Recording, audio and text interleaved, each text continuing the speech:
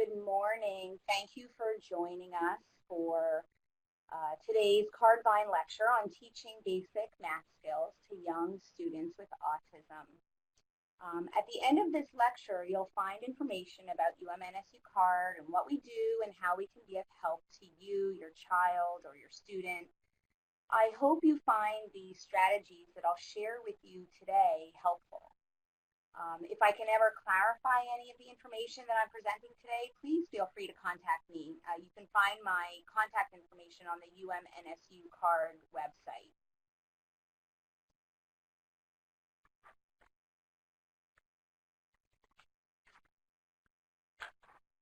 So I wanted to start off with this cute little cartoon. The teacher is writing an algebraic equation on the board, and the student says, "Just a darn minute. Yesterday you said x equals 2. This cartoon tells of how the language of math can sometimes be very confusing for our children in general. And today I'll be discussing this very large challenge for students with autism in particular. The language of math and how it really is very confusing for them is the biggest challenge.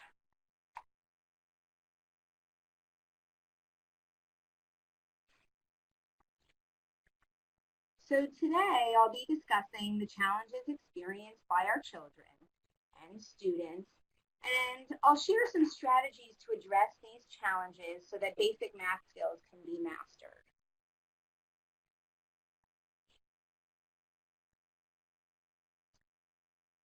Sheila Bell said this many years ago when presenting at a conference.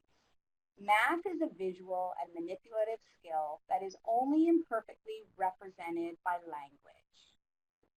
Math involves manipulating materials and numbers. And then we go and bring in words. Language is a very messy endeavor. It doesn't always represent the same meaning each time it's used. And I think that this quote really drives the message that given the language component, math can sometimes be laced with very confusing factors.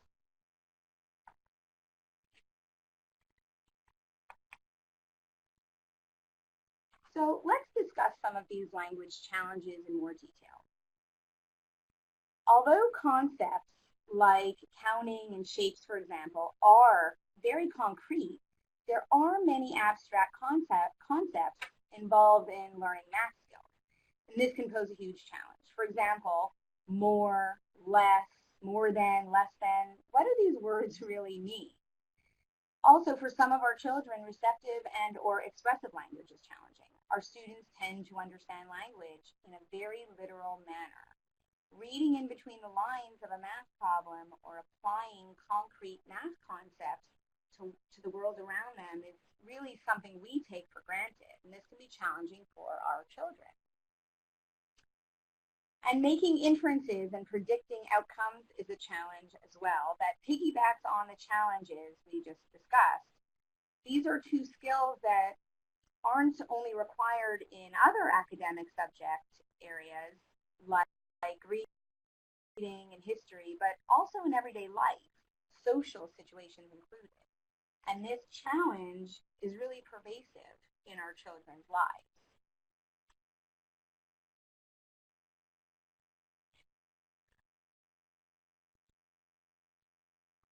Here are some additional challenges. Directionality. We teach our children that letters come together to make words and that words come together to make sentences that have meaning. They come to understand that we read those words from left to right. But then we tell them that numbers can be read from left to right, but also from top to bottom. That can be very confusing. Generalization, the ability to apply what is learned in one context to another, can be challenging for our children. Just because a student learns that 4 minus 1 equals 3 does not mean that the same student will be able to determine that if you have 4 cupcakes and one falls on the floor, that 3 will be left over. And finally, it's sometimes difficult to truly assess what our students know. I've worked with students who knew the skills, but were unable to communicate what they knew, either because of their language skills that were challenged or their fine motor skills and handwriting, that those skills were challenged.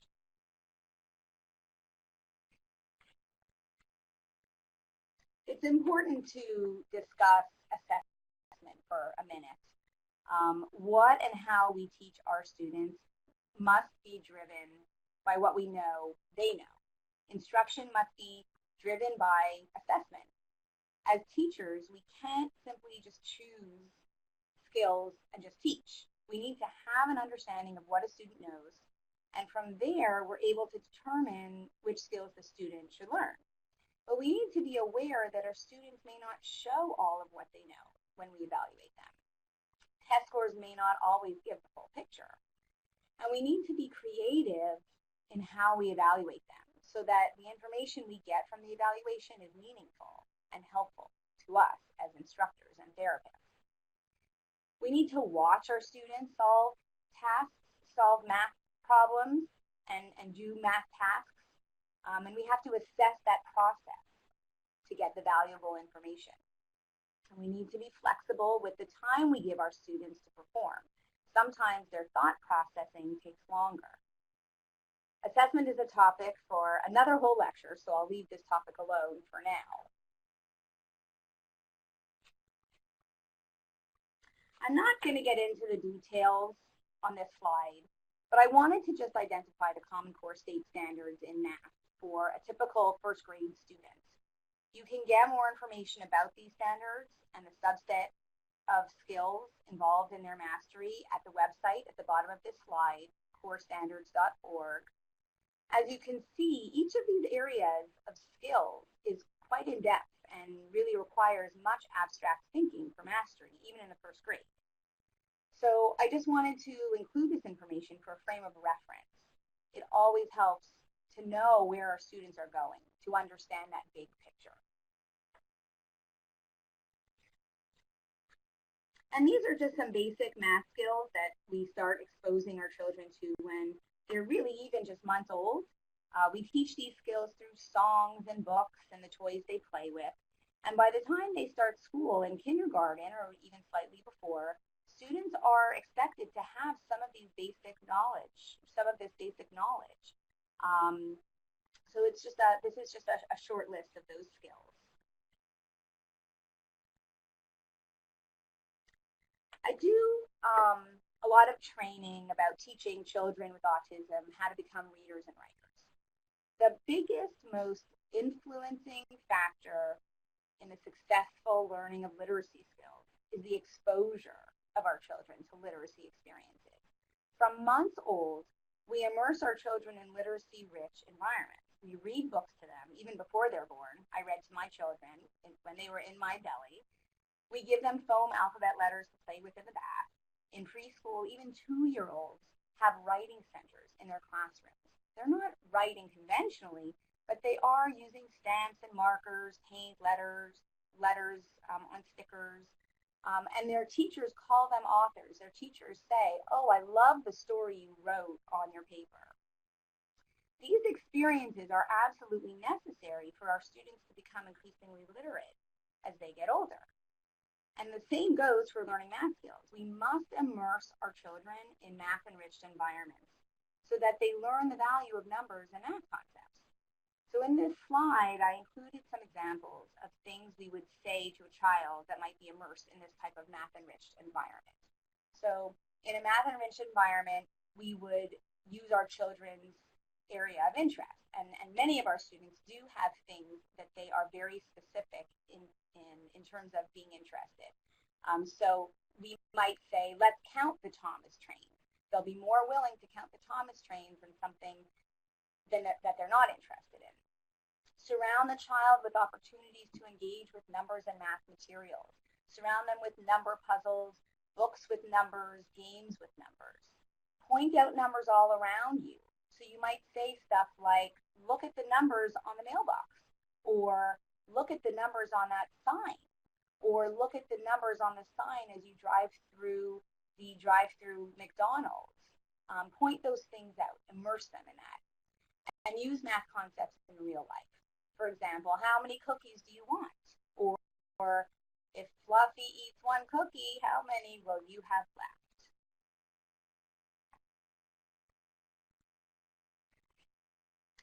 With our students, we have to persist. If a strategy doesn't work, we have to try again. We tend to give up when we have difficulty maintaining our child's attention, or if our child does not demonstrate the mastery of the skill. We need to stop giving up. We need to persist in finding ways for our kids to learn. Repetition is crucial. We need to remember that typical children need multiple exposures to numbers and number concepts in order to learn the skills.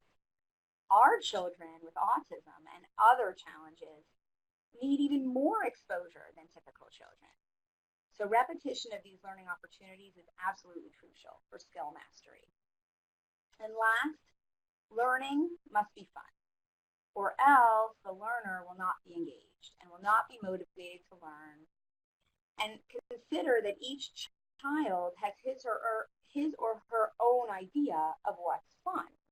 For one child, a light-up toy is fun, but for another, putting numbers in sequential order might be more fun than like Disneyland. So we need to respect what they think is fun, not us.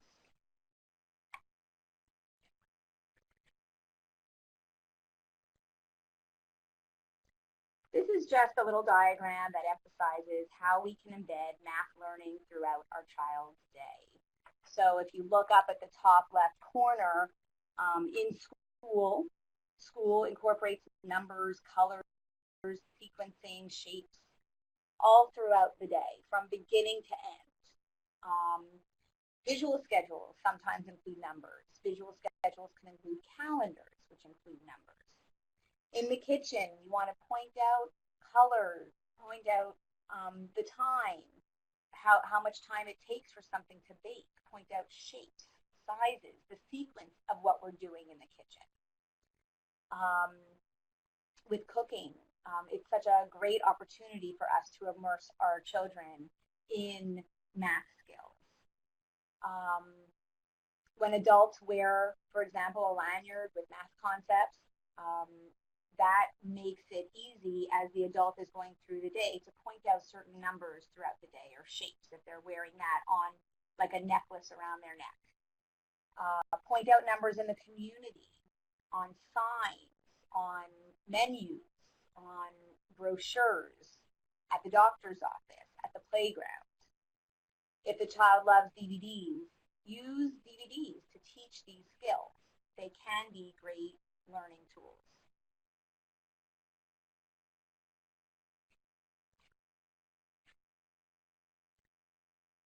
And here are just some more ideas for embedding math throughout your child's day. This is how true learning takes place. This is how all children begin the learning process. All our toddlers learn through these activities at the playground, using food, cooking, during bath time. For example, during bath time, you have a full container of water and you point out the word full. This is full. Then you pour the water. Uh-oh, it's all gone, or it's empty. These are math concepts. Use books, use special interests, use music, during routines, games, going on a trip, just about anything you do, you can apply math skills to.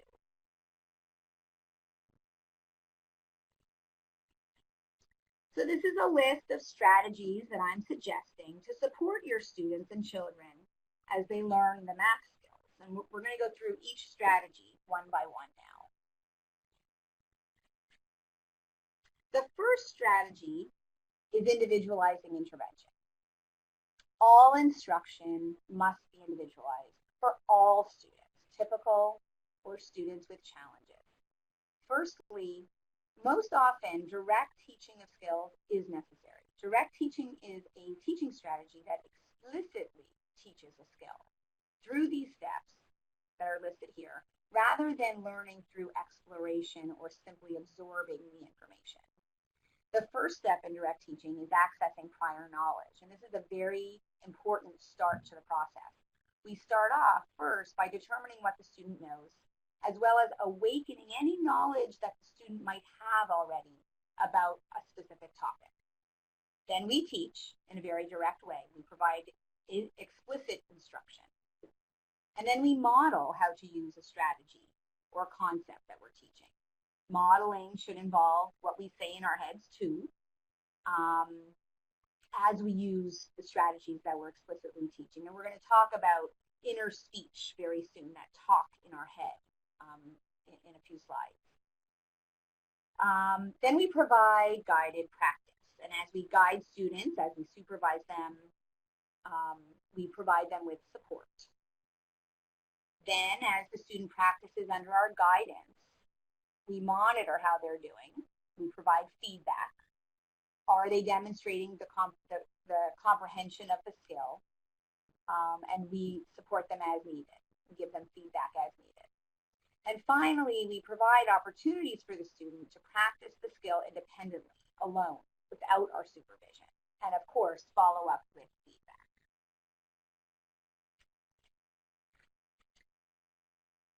In addition to providing direct instruction, there are other things we can do to individualize intervention. When we teach students, it helps a great deal to prepare them for upcoming lessons, to preview the lesson, to pre-teach.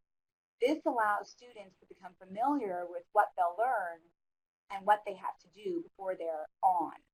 And this is called priming. It's a behavioral term. Priming reduces anxiety and increases predictability, and that will increase the chances that the skill will be learned and demonstrated correctly.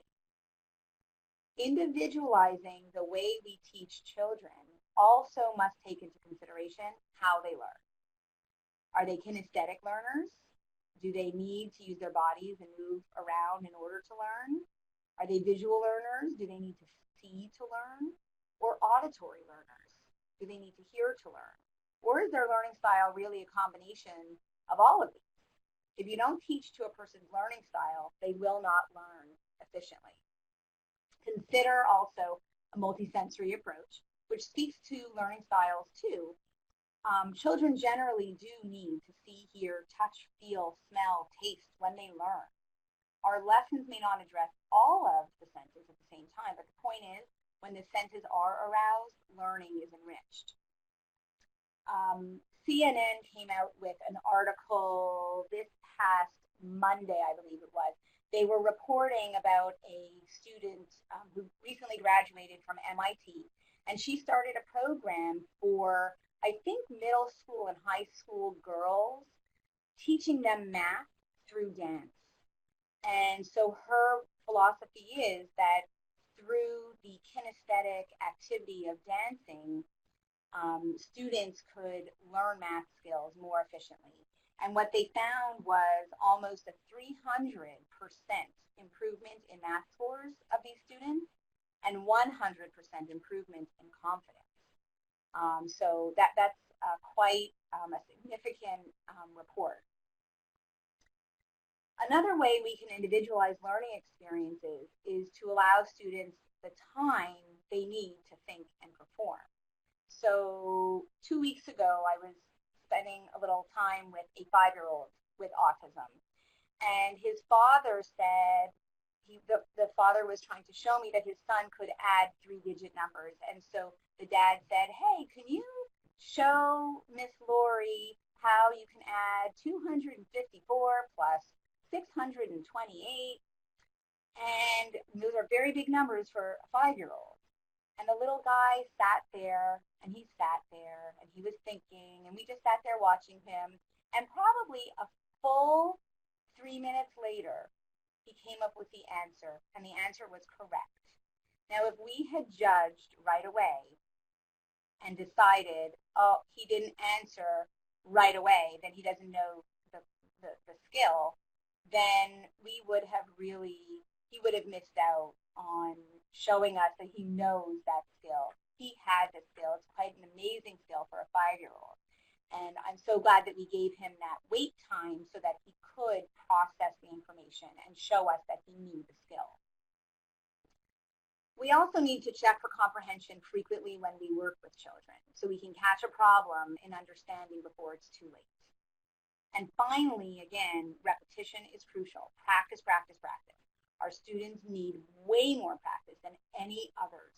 And it's our responsibility to give them those opportunities to practice the skill.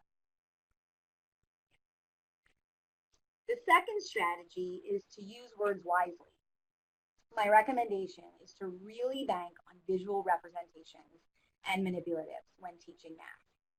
Manipulatives are items that students can manipulate to learn and practice a skill, and I'm going to show you pictures of that in a minute. Once visuals and manipulatives are being used, you can add in the language. An example of a visual representation could be drawing a representation of a simple math skill, like 2 circles plus 3 circles, 2 plus 3 equals. So that's a visual representation of the numbers. And these are examples of some manipulatives. We have colored pegs. We use those for counting, for patterning, for sequencing. We have counting bears at the bottom. Again, you can use those to teach so many different skills. Right above it, there are counting cubes, and those fit together to make patterns. Counting, you can demonstrate adding, subtraction, multiplication, anything with those manipulatives. And then on the far right corner on the bottom, you can see shape blocks. And those are flat shapes. And we can teach angles.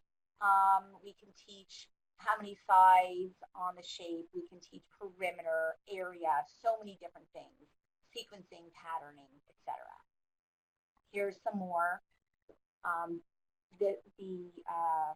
The first picture is of picture cards that show beads so that you can teach sequencing and patterning. And then you can see an abacus that is also a manipulative that students can use to teach many different skills. This is a calendar. Again, this is something students can manipulate to really learn the skill hands-on. And then you can see we have some clocks.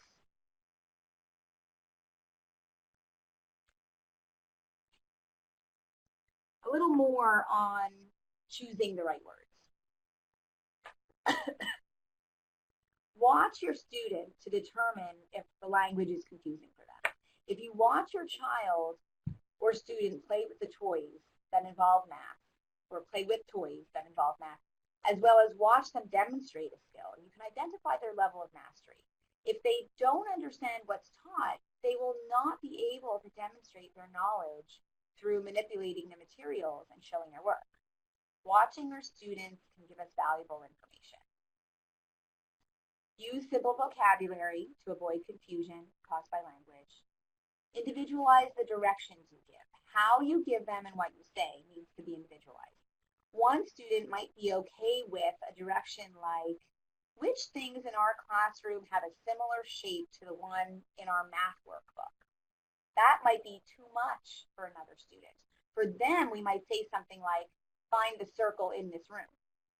So we have to individualize that. Make use of visual strategies. Again, this might be something like drawing out items when solving a math problem, or drawing a fraction when solving an equation involving fractions. And finally, removing any extraneous words for some students is crucial to help them focus on the relevant information. As students get older and develop more advanced math skills, we do want them to be able to identify for themselves which words are the important ones and which are not. But young children can't do that yet. So we have to do it for them to help establish a strong foundation of math skills. Here are some examples of words that could be confusing. The words on the left are quite abstract. What does enough mean? How much is left? What does how much mean? Depending on the child, we have to choose words that match their needs and learning style. So the words on the right might be a little more simple and more concrete. But yet still some, even the more concrete words, are still not so concrete. Very confusing. As if the language of math wasn't confusing enough, I came across this list of words that are homonyms. The pair of words sound the same but have different meanings. Young math learners are not going to come across this, but I still felt that it was important and worthy of mentioning, just to be aware of.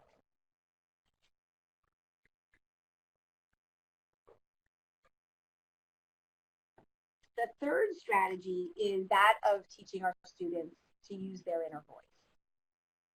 A metacognitive strategy is a memorable plan of action. So when we have a problem to be solved, any problem, whether it's I have a stain on my shirt, what should I do? To I want to interrupt this conversation, but how do I do it? How do I know the right time to interrupt? To how much change will I get back if I give the salesperson X amount of dollars? We generate a strategy that we know of or that we've used previously to solve whatever problem we have. It's important for students in general to be able to identify a problem and look into their cognitive bank of strategies, of metacognitive strategies, in order to solve the problem.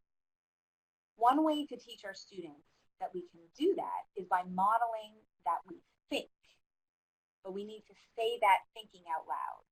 And this is a really, really important skill to teach our students because it may not be obvious to them that all of us talk to ourselves in our heads. And we use that strategy of talking to ourselves to talk ourselves through problems and to find solutions all the time. So when we're teaching math skills, talk out loud. Talk and model the process out loud so you can show your students that you have a voice in your head that can guide you through the steps. Eventually, this teaches students the skill of self-monitoring, and it teaches them to find the strategies that they need. You can point out a student's inner voice by saying something like, say it with me in your head, or I know you can talk in your head, we just can't hear you. We have to teach them that they can access that inner voice.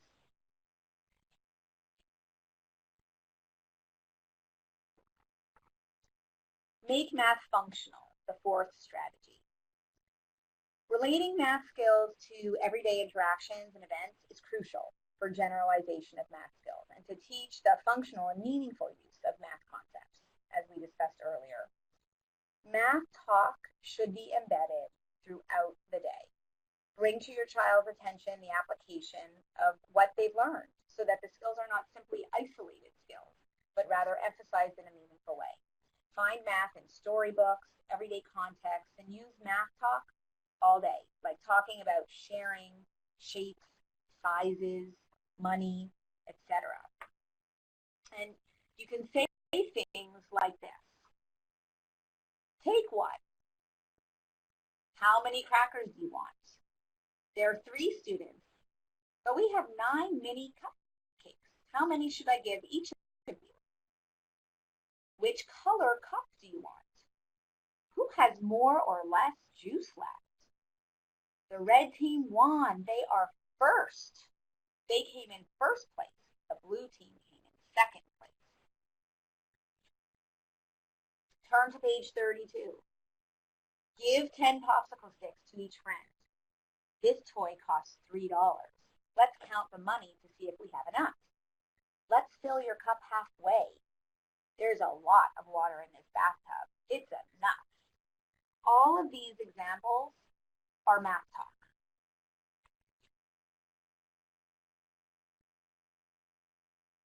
The 5th strategy is to promote a positive attitude towards math.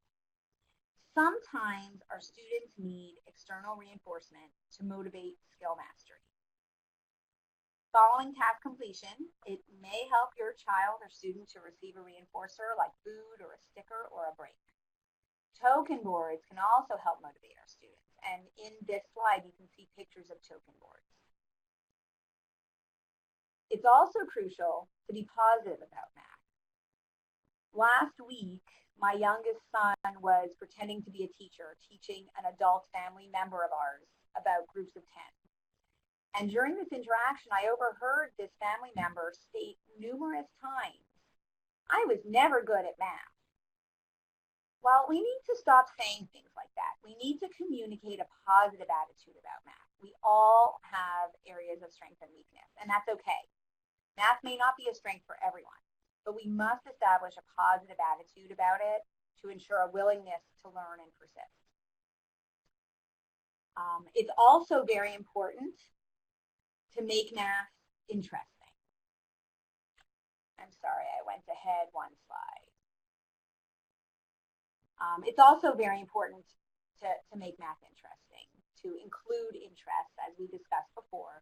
So instead of counting dots or lines when teaching simple addition, try to find stickers of a favorite TV character or movie character or little figurines from a favorite movie to teach the skill.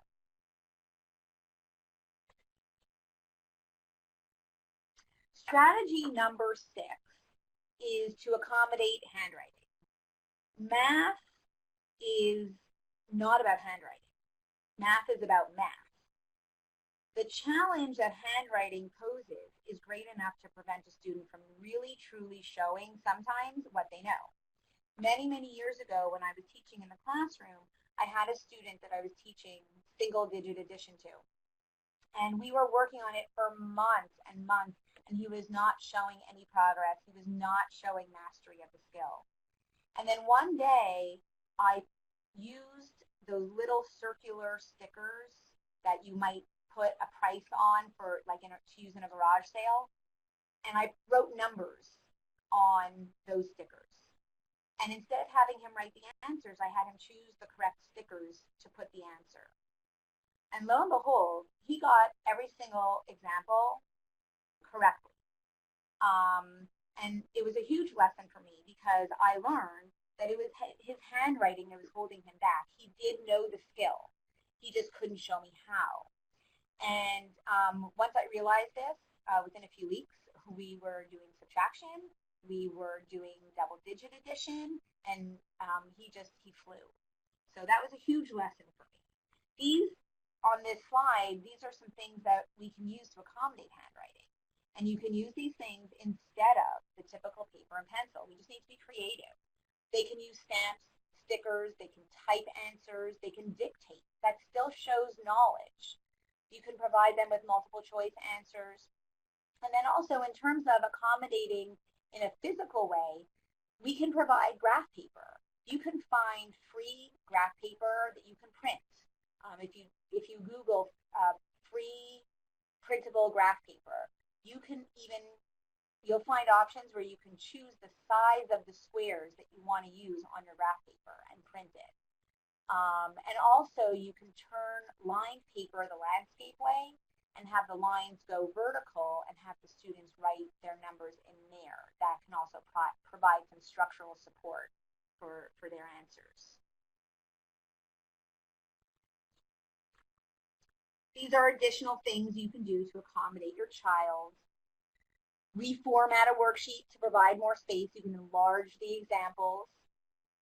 Offer alternative ways to demonstrate the skill. Perhaps, for example, a cooking activity would engage the student and provide them the opportunity to show you that they understand the concept of measurement versus a paper and pencil activity. Allow for additional time. Reduce the number of examples required. So instead of having to do 30 examples, if they can do 10 and they show the skill, they clearly know the skill. They don't need to do 30 to show mastery. Provide a number line, calculator, manipulatives to support them. And when our kids get older, we can also provide outlines for note-taking. We can provide study guides, and we can provide notes to support them. Sometimes if we give them that foundation, the rest of the math skills can be learned and demonstrated by the student much more easily.